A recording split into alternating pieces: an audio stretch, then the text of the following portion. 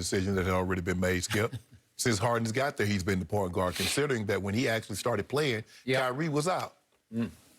He's a natural. James Harden is a better fitted point guard than Kyrie. Agreed. Kyrie is a lot like a lot of these guys that have point guard at the end of their name, but they're masquerading. They're actually two guards. And if you look at it, Skip, when they're on the court together, James Harden averaged double the amount of assists, taking half the shots, which tells you what Kyrie actually truly is. He's a two. See, Kyrie likes to take credit. Because this is what's going to happen, Skip. They win the title. Kyrie going to come out and say, yeah, KD and Harden and I, we got together and say, this is how we should play the offense. He going to leave Steve Nash out. Because remember, Skip, they ain't need no head coach. Well, that's what he said. That's what Kyrie said. We do not need a head coach. So that's his way of saying, you know what, hey, you know, we running this show over here. I just looked at James and said, James, you going to play the point guard. You know, no matter what they tell you, I'm telling you, you playing point guard. I'm going to be the two. Skip, bruh, just play basketball, Kyrie. We know you're two. You're an outstanding, you're a phenomenal player, but you cannot run an offense like James Harden can. He's never averaged more than 7 assists in a season. James Harden has led the league in assists. He's going to run away with it. I would not be surprised if James Harden averaged 12 assists. He's at 11, a little over 11 now. I wouldn't be surprised if he averaged 12 assists. Agreed. He's that good. And to know that the guy once had, what, a 60-point triple-double? Think about it, Skip. You scored that many points, and you somehow still find a way to dish out double-digit assists? That lets you know how special of a talent James Harden is. But, Kyrie, you didn't have to say this. Bruh, stop trying to take credit for everything good that's in Brooklyn. Okay, maybe you did run, maybe you are the reason that KD signed. You say you go in there, hey, let's beat this package. They got 2 max slots. I get that. But every decision that comes out of Brooklyn is good. It's not yours, bruh. So, clearly, Kyrie Irving needed to tell the world that he is the primary decision maker for the Brooklyn Nets and that he announced to James, you be the point guard. Nobody asked you that. Nobody asked. They have played together now 11 games. Right. And it took you 11 games to figure out what was happening right before your very eyes from game 1 on? He had the ball. He had the ball. He dribbled the ball up the floor almost every time. Almost every time. And it works on offense. Yes. Right? So, Kyrie still scares me. I like this team a lot.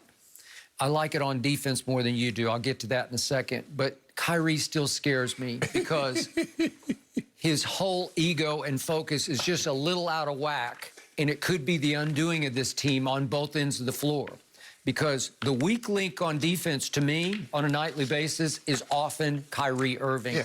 He just doesn't care about playing defense. He cares about creating on offense. He calls himself an artist. And he certainly can be. He can paint on offense. Oh, can he?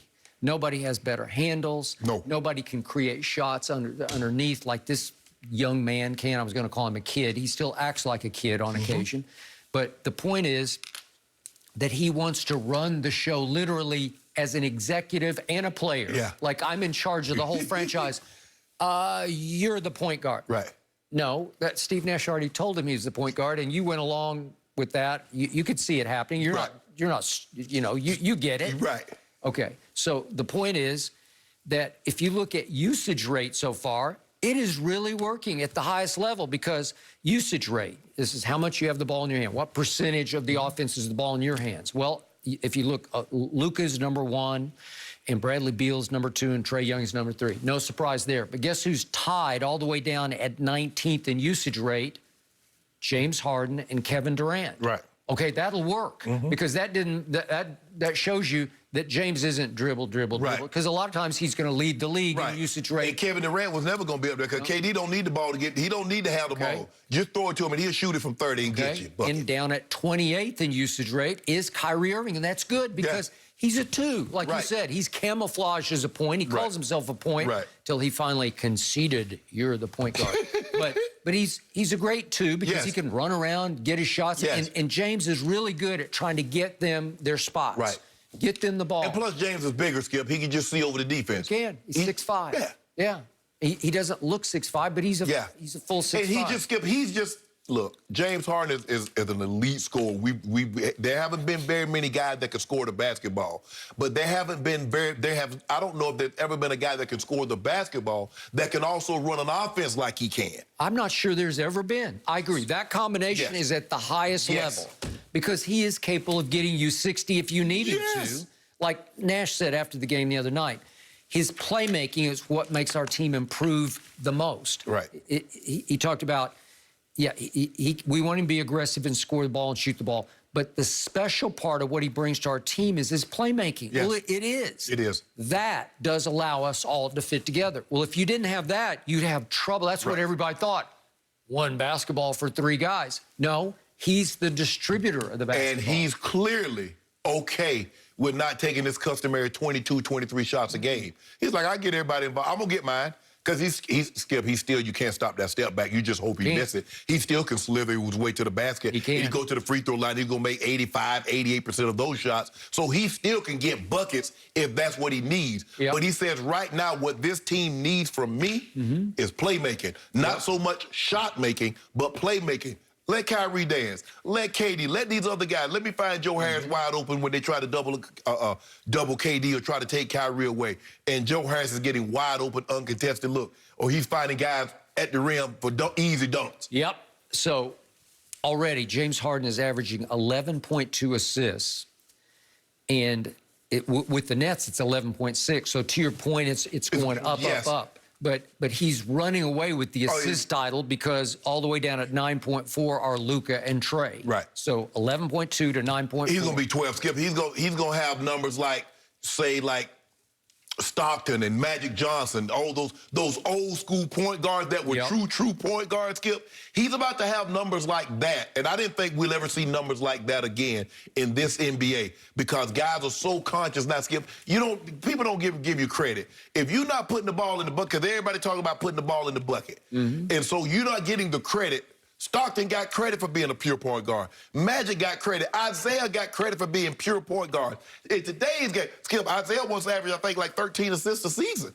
Yeah, but he still had a lot of But Skip, we point guards that can handle the rock like he could. Yep. So he was Kyrie before Kyrie. He was.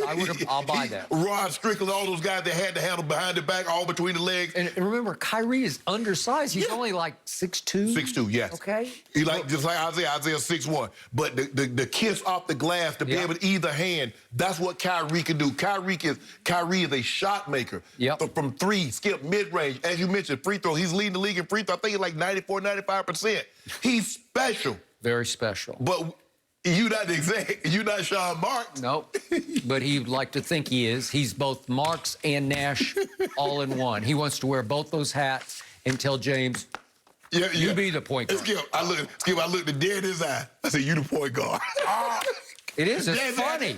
James, like, hell, I've been a point guard since I've been here. But thanks for telling me that. Relayed that to me, bro. All right, last quick point. I still say this team, when it decides to, can play defense better than you give it credit for. Because against Indiana the other night, I'm going back 2 games, played defense, held them under 100.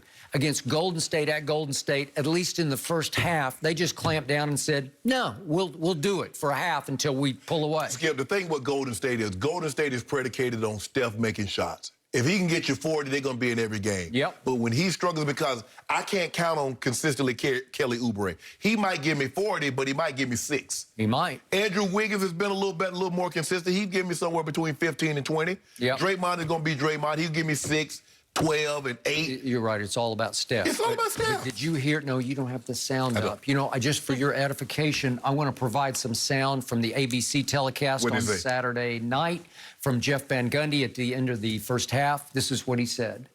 But I'll tell you, Mike, what's more impressive tonight so far is their defense. You know, they've held this Warrior team who has been playing exceptionally well offensively. They've done a tremendous job.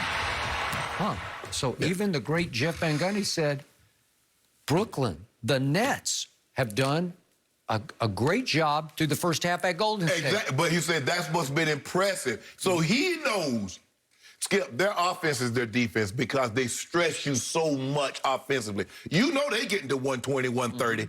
Can you? Yep.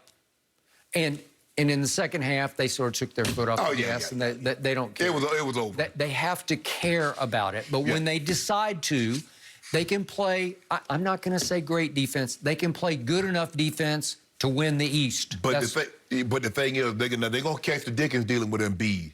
Because Embiid might average 40 and 25. Well, because they got no answer for Embiid. Okay, He'll load. DeAndre's going to have to take something. He's going to have to try. But I don't think anybody can stop Joel. I told you. That's the way you play it right now, Skip. You on another planet right now. Okay, well, that's why I told you so far I have him as my MVP. Now, they're on a West Coast swing. It's going to get tougher and tougher here. So let's see how they hold up. They got to have to win some of these games. They can't go over, Skip. No, they can't. But I still say he is a force and a beast.